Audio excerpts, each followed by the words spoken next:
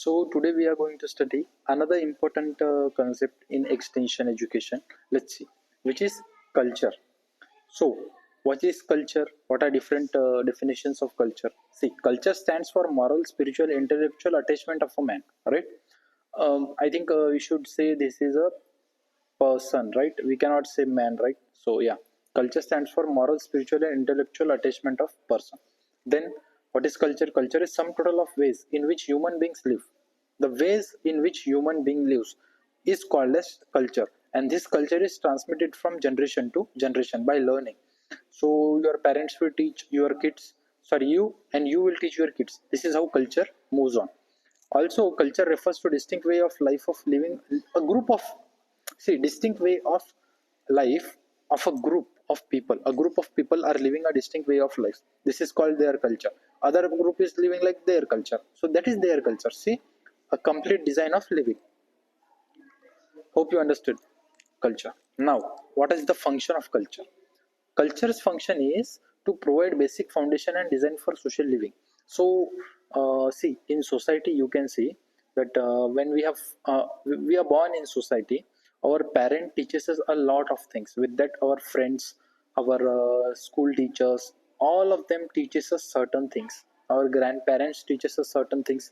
That is what is basic foundation, and how we are going to design and how we are going to live our social living. This is determined by culture. With also, culture provides fulfill biological socio-economic needs. See, culture has a way in which it fulfills biological and socio-economic needs. Like, it provides for reproduction through marriage, it provides shelter through our family, it provides relationships through our friends. Then cooperation and coordination among the individual or groups is a product of culture. See, if people are cooperating with each other, if people are coordinating with each other, it is just because of, it is as the product of culture. Otherwise, if there is no product, then there will be no cooperation or coordination among the people, as we can see. Then culture provides individual a set of ready-made definition of situation. So a ready-made definition of a situation is given by culture. If certain problem comes to us, what we'll do is we'll culturally think how we can solve the problem. Automatically these things are set in our mind. We don't even know that this culture is influencing our decision making. Then culture provides a map of all life activities. Culture, what does it provides map of all certain activities. Like in one culture, see, in western culture, what will happen is that the kid will get born, then will be sent to school, right? The parents will be living with the kid for up to his 18 years old. Once he is 18, he will be living with he will not be living with his parent. He will have his individual life, right? Then he has to earn, he has to study. With that, he has to first build career, right? Once he or she, the person has built the career, they can start dating, or even while they are educating they can start dating.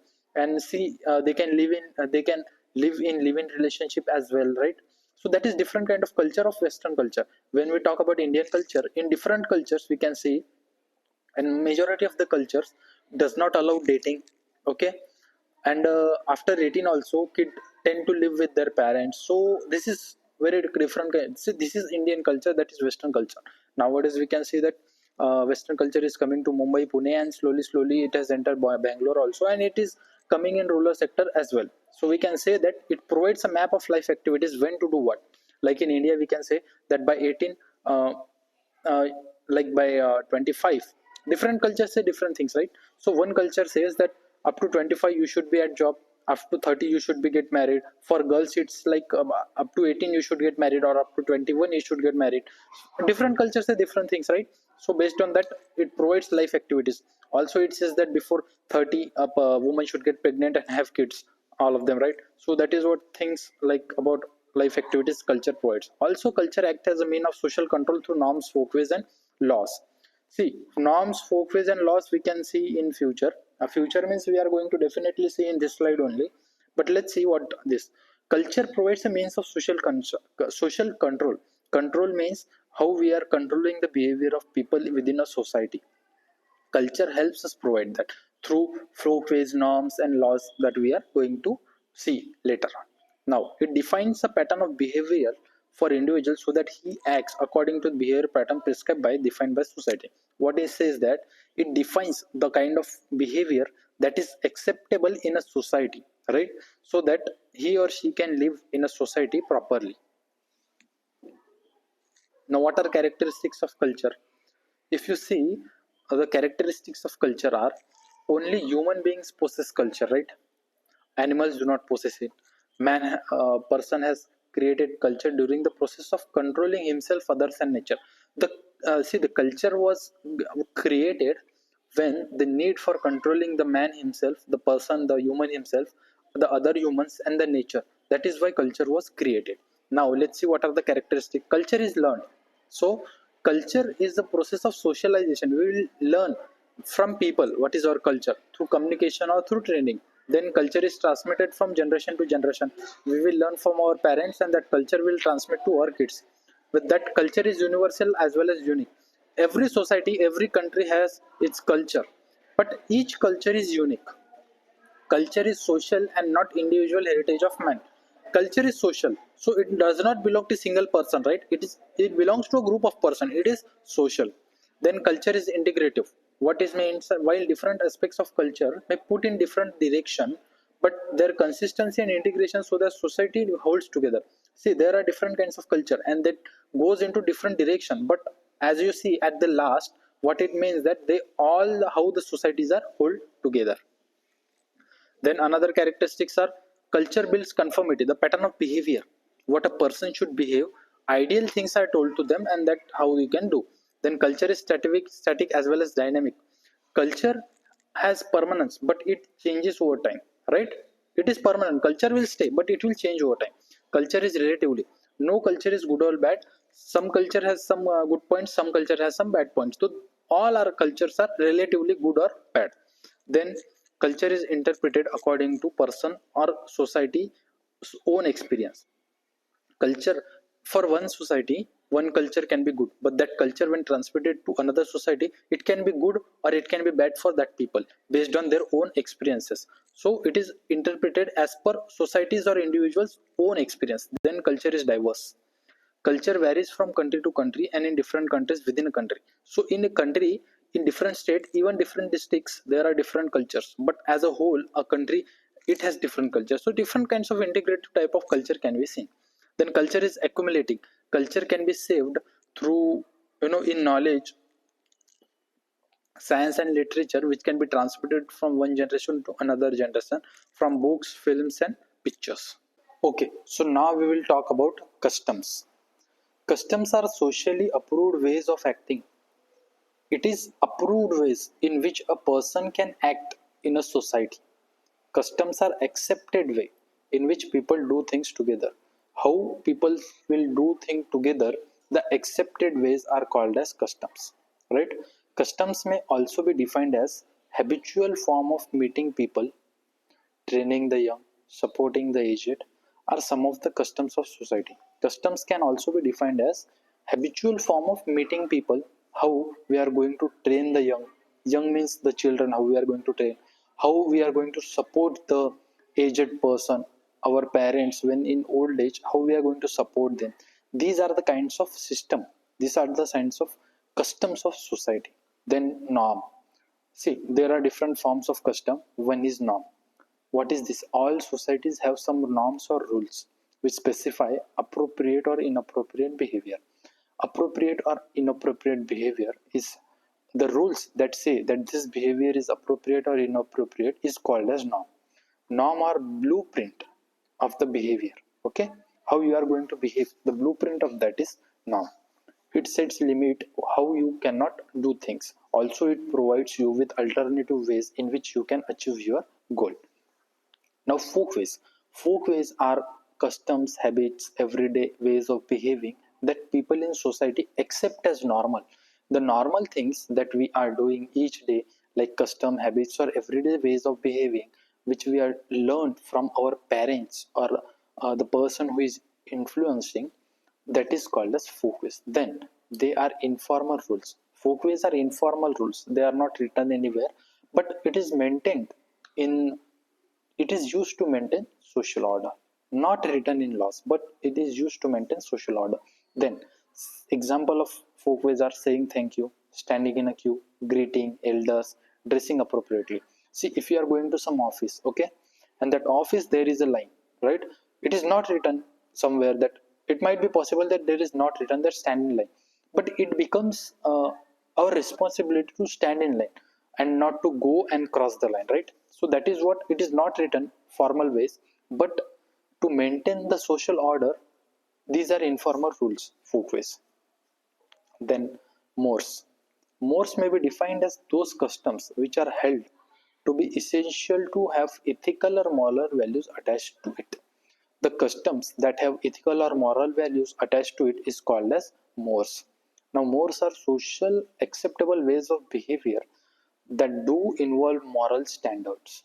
So, the mores are those ways of behavior which involve moral standards and violation of which can result into severe social action.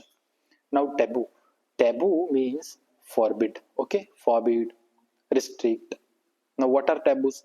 Taboos are restrictions communicated through verbal don'ts and unwritten laws in societies. What are taboos? That you, for example, you can say that taboo is that you do not uh, say the word sex, or use the word sex, or having marriage before sex is a taboo, right? So that kind of forms. It is restrictions communicated through verbal don'ts. You do not do that, but it is unwritten laws in society. There are not, there is no written, but they are saying that these are restrictions you have to follow. Then rituals. Ritual is prescribed form of behavior for certain occasion. For certain occasion, you have to behave like this. You have to do this, that. Those are rituals. Then certain action are designated to prescribed manner. For example, in Navratri, we will, we will celebrate the Devi, right? We'll make idol. We'll then make the idol of Devi. Then we'll worship that. So these are different kinds of ritual. Then there are different kinds of ritual for marriage. For different kinds of festival, there are different rituals, right? For different religions, there are different rituals. So that is ritual. Then traditions. Traditions are uniform sanctioned habits of thought. Uniform. They are uniform for everyone and they are sanctioned by the people. Habits of thought followed in society.